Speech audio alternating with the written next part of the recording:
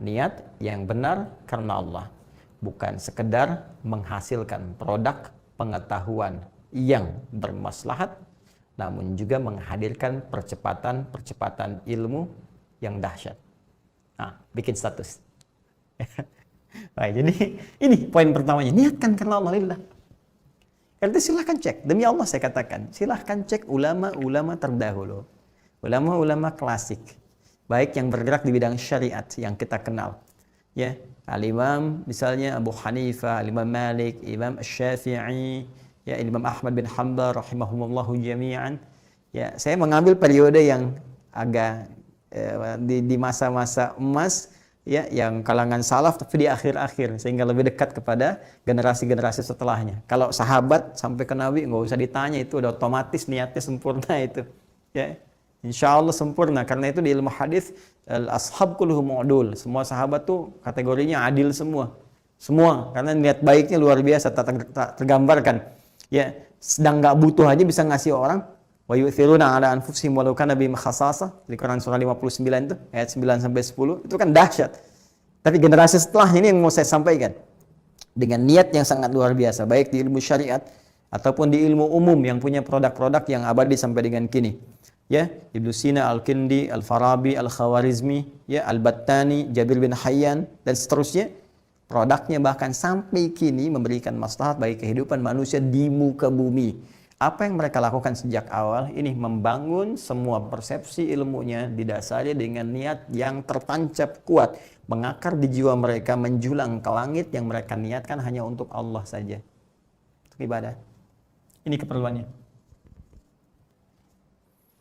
Jangan takut ya, kalau niat kita sudah ibadah, dunia pasti ikut. Tidak sebaliknya. Karena itu kata Ibnu Qayyim al-Jauziyah, menghadapi dunia itu jangan diikuti. Kalau dunia itu dikejar seperti bayangan, nggak akan pernah kita dapati, nggak akan pernah kita lampaui.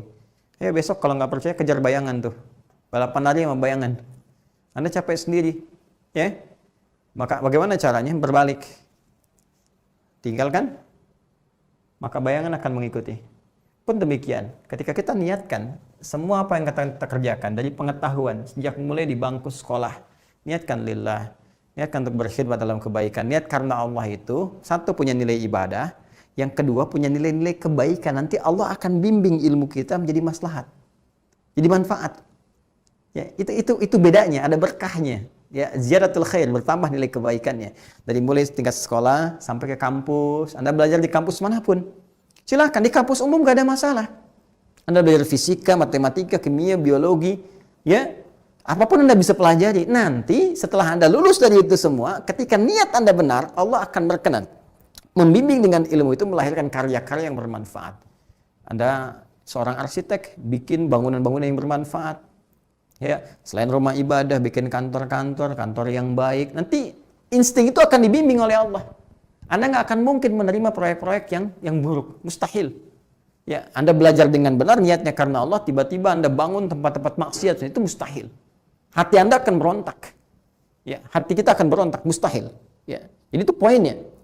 Pun demikian, Anda belajar ilmu hukum, belajar ilmu ekonomi, ya, politik dan sebagainya, itu akan terbawa suasana itu. Ketika benar niatnya, arahnya pasti akan baik. Mustahil orang belajar ilmu hukum, kemudian niatnya benar karena Allah, dia ikuti dan dia iringi dengan ketakwaan kepada Allah, mustahil akan menyimpang dari kaidah-kaidah kebenaran, itu mustahil. Di ekonomi demikian, apalagi dalam ilmu syariat. Karena hati-hati, penyimpangan bisa terjadi bukan hanya dalam ilmu umum, dalam ilmu syariat pun bisa terjadi.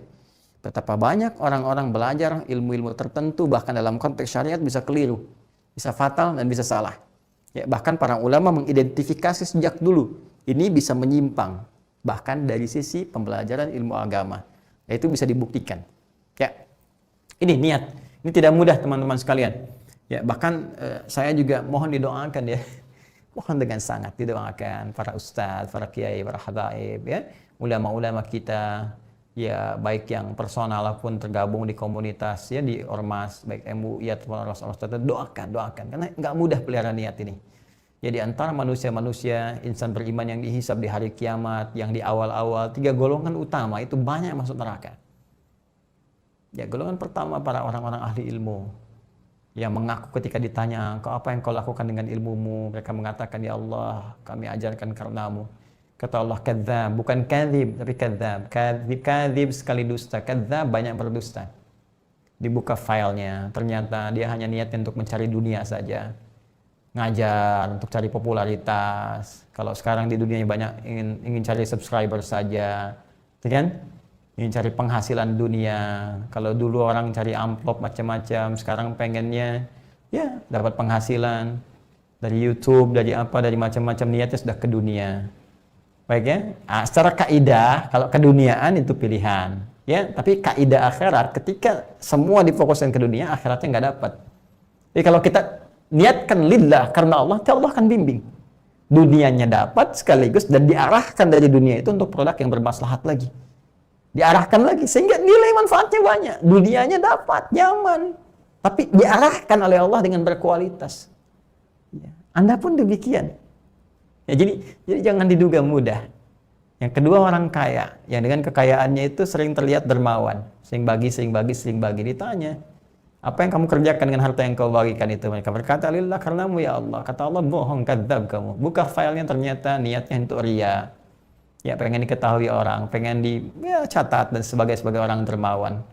Ya, demikian. Yang ketiga, orang-orang yang tampil berani, membela, tampil seakan-akan orang hebat, ahli kebenaran. Ditanya, "Kenapa engkau kerjakan, untuk apa?" Dia katakan, "Lillah, untukmu ya Allah." Kata Allah, "Kadzdzab, bohong. Ya, engkau hanya ingin dikenal sebagai orang pahlawan, sebagai orang hebat, sebagai orang begini. Enggak ada kamu kepentingan akhiratnya." Akhirnya, apa yang dikerjakan di dunia itu tidak punya nilai akhirat. Ketika kosong akhirat, gak mungkin masuk surga. Berat. Apalagi timbangan dosanya tak terukur. Maka mesti dicuci di tempat yang sangat menakutkan, mengerikan. Ya, yaitu neraka. Dan sering-seringlah baca ayat tentang neraka. Supaya kita bisa menghindarinya. Hudzaifah al-Yamani itu sahabat yang sangat luar biasa. Selalu berpikir, ya, terbalik, antitesis dari teman-teman yang lainnya. Jadi kalau orang bertanya surga, beliau tanya paradoks, tanya tentang neraka. Orang tanya tentang nikmat kubur, beliau tanya tentang siksa kubur. Sehingga sahabat-sahabat berkata, "Ya, kamu ini gimana sih? Kok nanya yang seperti itu?" Kata Hudzaifah, "Kalau orang tanya surga itu biasa. Ya, ngamalkannya biasa. Tapi kalau nggak tahu lubangnya, nggak tahu jerat nerakanya, besar kemungkinan bisa terpeleset. Maka aku tanyakan itu untuk menghindari ya." Maka rumus ini bisa kita pakai. Ya. Sering baca ayat surga bagus untuk motivasi, tapi sering-sering juga baca ayat tentang neraka. Supaya banyak kita menangis, banyak sentuhan pada jiwa, getaran kemudian kepada hati kita, sehingga mengarahkan kita pada nilai kebenaran lagi. Mesti banyak merenung, terutama di situasi-situasi seperti ini. Ya, boleh jadi Allah berkehendak untuk mengembalikan kita pada fitrah yang benar itu, pada fitrah yang lurus, untuk kembali kepada Allah. Disadarkan, kamu ini sehebat apa, sekuat apa sih? Makhluk kecil aja nggak bisa kamu tangani. Terus kamu ingin hebat, merasa lebih hebat daripada Allah, merasa lebih hebat daripada ketentuan-ketentuan Allah. Ya, nilai-nilai kebaikan nggak tampak dalam dirimu. Kalau dengan yang kecil aja kamu belum bisa mengatasi, lantas di mana keangkuhanmu? Kamu masih ingin angkuh? Ya. Nah, hal-hal demikian penting untuk kita rasapi sehingga kita kembali kepada Rabbul Izzah. Saat seseorang berada di titik yang seperti itu, kembali kepada Allah, maka disitulah rahmat akan diturunkan oleh Allah Subhanahu wa taala.